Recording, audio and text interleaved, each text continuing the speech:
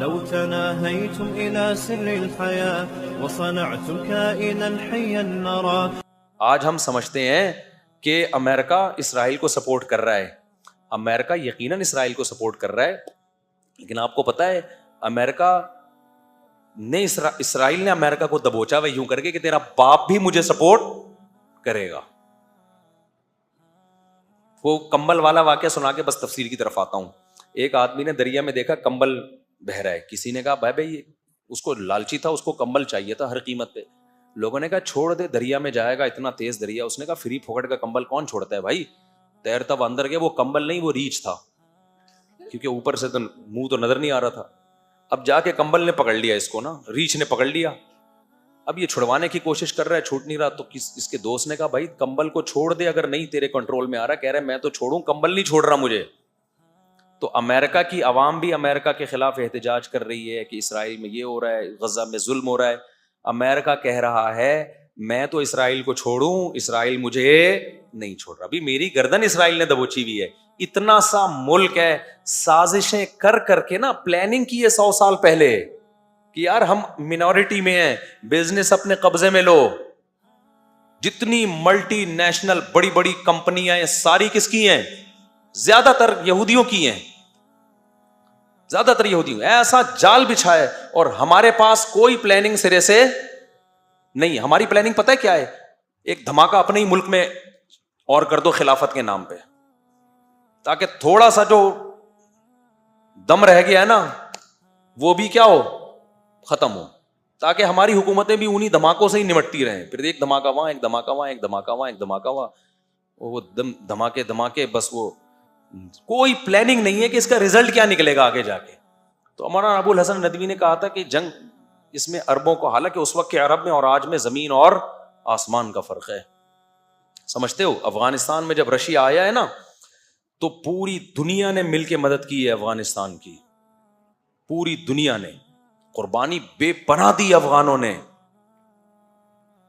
تو بہت زبردست ایک طریقے سے کام ہوا ہے. اس کے بعد جا کے روس کے پاؤں کھڑ کے ختم کیے. آج کیا ہو رہا ہے غزہ میں, کون مدد کر رہا ہے ان کی؟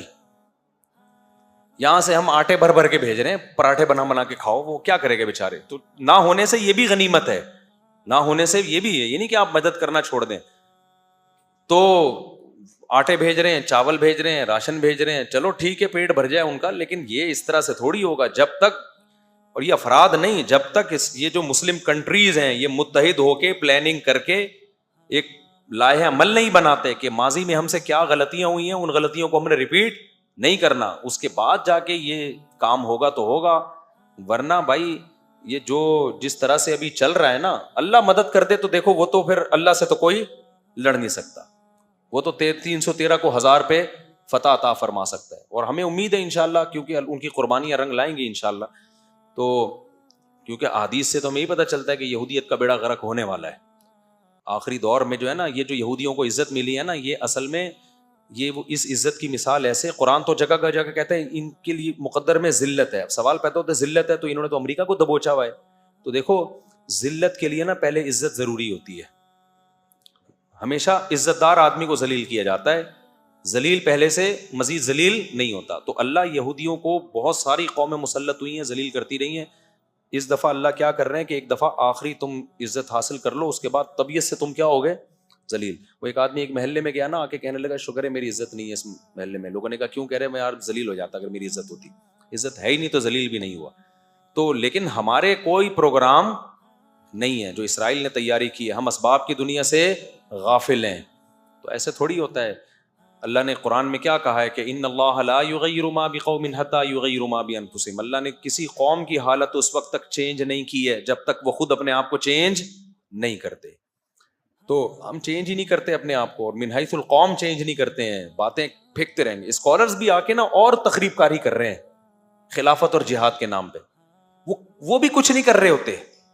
ہر تھوڑی دیر میں فیس بک پہ کلپ آ رہا ہے, یہ مولوی کچھ نہیں کر رہے, یہ مولوی یوں نہیں کر رہے, یہ مولوی تو. تو کیا کر رہا ہے یار, تو بتانا بھائی, تم بھی تو بتاؤ کیا کر رہے ہو. تم بھی تو پھینک رہے ہو نا بیٹھے باتیں بیٹھ کے. کوئی پیکج دو.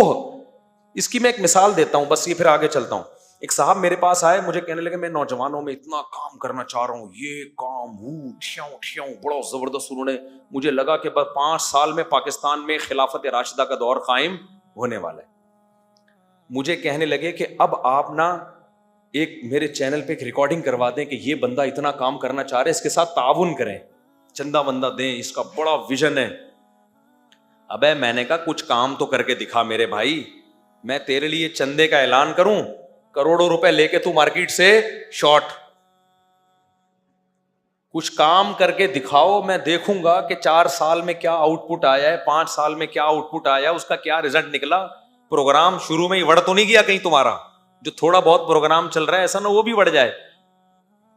15 سال یا 10 سال پہلے وہ بندہ آیا تھا, 10 سال ہو گئے, کخ ایک کیل بھی نہیں ٹھوکی ہوگی کہیں جا کے نظام تبدیل کرنے کے لیے. تو آپ کچھ کرو نا, اگر کوئی پازیٹو کام کرتے ہو تو وہ کیا ہے, شاعر نے کہا ہے نا کہ لوگ شامل ہوتے رہیں گے, کارواں بنتا رہے گا. کام کرو آپ, خود پبلک دیکھے گی. تبلیغی جماعت 2 آدمیوں نے شروع کی تھی اور آج پوری دنیا میں ہے یا نہیں ہے. کوئی پبلسٹی کی, کوئی پمفلٹ لگایا انہوں نے, لوگوں نے دیکھا یار کام ہو رہا ہے, شامل ہوتے چلے گئے. اب اتنے بڑے بڑے اجتماع ہو رہے ہیں کہ ان کے لیے کنٹرول کرنا ممکن نہیں ہے. تو اس لیے یہ جو سوشل میڈیا کی دنیا سے اپنے آپ کو نکالو.